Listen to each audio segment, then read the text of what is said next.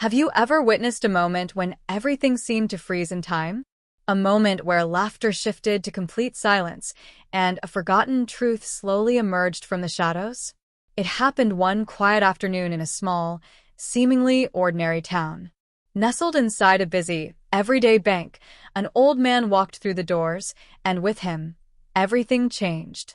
The sun was low in the sky over Rockview, casting long, golden shadows over the peaceful streets below.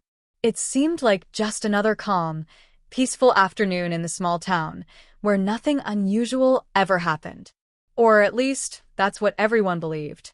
But at precisely 3:15 p.m., the glass doors of Chase Bank creaked open. In walked a man who didn't quite belong. He was old, very old. His clothes were worn and ragged, his shoes barely held together by the soles, and over one shoulder, he carried a large, tattered sack made from rough cloth. At first, people hardly noticed him. The few customers inside barely looked up. They glanced at him for a moment, then returned to their phones or continued with their paperwork. The bank staff behind the counters exchanged amused looks, dismissing the old man as nothing more than another beggar asking for spare change, not someone there to make a deposit. But then, something changed. The old man stopped in the center of the lobby, his gaze lifting slowly, revealing sharp, piercing eyes beneath the brim of a faded cap. There was something in those eyes, something deep, something powerful. It made people pause. And in a calm yet steady voice, the old man spoke. "This bank belongs to me." For a moment, silence hung in the air. Then, a few chuckles broke the stillness. One customer laughed loudly, while a security guard, a broad man with a badge reading Stephen, began walking toward him. "All right, sir," Stephen said with a forced smile. "Maybe you should take a seat. We can call someone to help you." But the old man didn't budge. Instead, he dropped the heavy sack onto the marble floor with a loud, resounding thud. The sound echoed throughout the bank, and in an instant, the room fell silent. The old man spoke again, his voice firmer this time. "I am not confused. I built this bank." The branch manager, a well-groomed man in a sharp gray suit named Thomas Temp, stepped forward. He offered a polite but cautious smile. "Sir, I'm afraid that's not possible. Do you even have an account here?" The old man tilted his head slightly, as if considering the question. "Account," he said softly. "Son, my name is on the very walls of this building. I built this bank with my own two hands." At this, someone laughed nervously and another person scoffed, but Stephen continued moving closer, his expression shifting. "Sir, I'm going to have to ask you to show us what's in the bag." The old man smiled, but it wasn't a joyful smile. It was slow, heavy, weighed down with years of memories and pain. He bent down, opened the sack, and what spilled out wasn't junk or old clothes. It wasn't loose change. Instead, it was stacks of faded banknotes, each bundle secured with paper bands stamped with a logo from a long-forgotten time, the original Chase Bank emblem, dating back over 50 years. Alongside the notes, there was a thick, dusty ledger, its leather cover cracked from age. The room seemed to freeze. Temp took a careful step forward, his hands trembling slightly as he picked up the ledger and began flipping through the yellowed pages. His eyes widened in disbelief. "What is this?" he whispered. The old man nodded slowly. "Proof. My name is in that book." Temp stopped on one page, reading aloud in disbelief. "Tikki Kirby." A gasp escaped from a woman near the counter. Another customer muttered the name. "That's the founder of this bank." Temp, still stunned, shook his head. "That can't be. C.K. Kirby would be over 100 years old by now." The old man's eyes gleamed. "And yet here I am." The room fell silent again, this time more heavily than before. The weight of the truth pressed down on the air like a thick fog. Stephen, the security guard, looked confused, unsure of whether to call for backup or just let things be.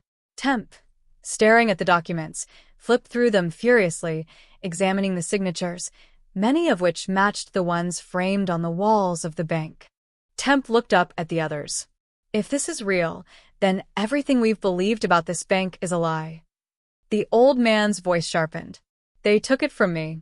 My own partner, John Williams. He altered the papers, convinced the board I wasn't fit to run it anymore. They erased me from the records. A quiet murmur spread across the room. This wasn't just a wild claim. It was history unraveling right before their eyes. I tried to fight, the old man continued, for years. But no one listened. They wanted me gone, so I disappeared. And now you're back? Temp asked. Yes, the old man replied calmly. I've returned to take back what's mine. Stephen shifted uncomfortably. Sir, I'll need to ask you to... Before he could finish, Kirby reached into his sack once more. The people tensed. Stephen's hand hovered near his belt, but instead of pulling out a weapon, Kirby pulled out a stack of papers, legal documents, stamped, signed, and dated. Temp took the papers with shaking hands, his eyes scanning them rapidly. His expression shifted, his mouth going dry. Oh my God, he whispered. What is it? Stephen asked, his voice tense. These documents show he never sold the bank, Temp said in disbelief. Kirby nodded slowly. That's right. Temp turned, his gaze fixed on the wall behind him, where certificates were framed with pride, bearing the name Matt and Sons, the family that had claimed ownership of the bank for generations. If these documents are real, Temp said, voice slow and steady, then this bank was stolen from you. Kirby took a deep, steadying breath. I spent my whole life trying to prove it. Temp's eyes widened as the full weight of the situation hit him. If this is true, then you are still the rightful owner. The workers who had once laughed now stood frozen in place. The customers who had ignored him before clutched their belongings tightly, as if the very air around them had changed. Time seemed to slow. Outside, the world continued to spin. Cars passed, people walked by, but inside the bank, a long-hidden truth had finally come to light. Kirby bent down, his gnarled fingers running over one of the faded banknotes, feeling the years, the loss, the weight of what had been taken from him. He had once held power, wealth, trust, all of it stolen away. Now he stood tall, not as a joke, but as a man carrying decades of truth on his shoulders. Temp finally spoke, his voice breaking the stillness. This changes everything. He looked down at the documents, his throat tightening. A choice now lay before them, to hide the truth and protect the false legacy, or to do what was right. Then something unexpected happened. A young bank teller stepped forward. She bent down, gently picked up one of Kirby's old banknotes, and placed it carefully on the counter, almost as if offering it back to him. Another teller joined her. Then another. One by one, they came forward, placing Kirby's past, his legacy, on the counter. Stephen didn't stop them. His hand dropped from his belt, and with a small nod to the old man, he stepped back. Kirby stood silently, knowing he had said all he needed to. He had waited his whole life for this moment, not just to speak, but to be heard. Temp looked at him finally, his voice quiet but full of resolve. This isn't over. No, Kirby replied, his voice calm. But it has begun. He turned, slowly walking toward the exit, not looking back. He didn't need to. For the first time in decades, he had won. As the sun dipped below the horizon in Rockview, a new chapter began for Chase Bank, one built not on lies, but on truth, justice, and the courage of one forgotten man who refused to stay silent. If this story touched your heart, sparked your curiosity, or challenged your view of the past, then join us.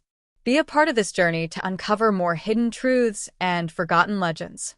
Subscribe to the Story Pulse, hit the bell icon, and share your thoughts in the comments below, because the past is never truly buried.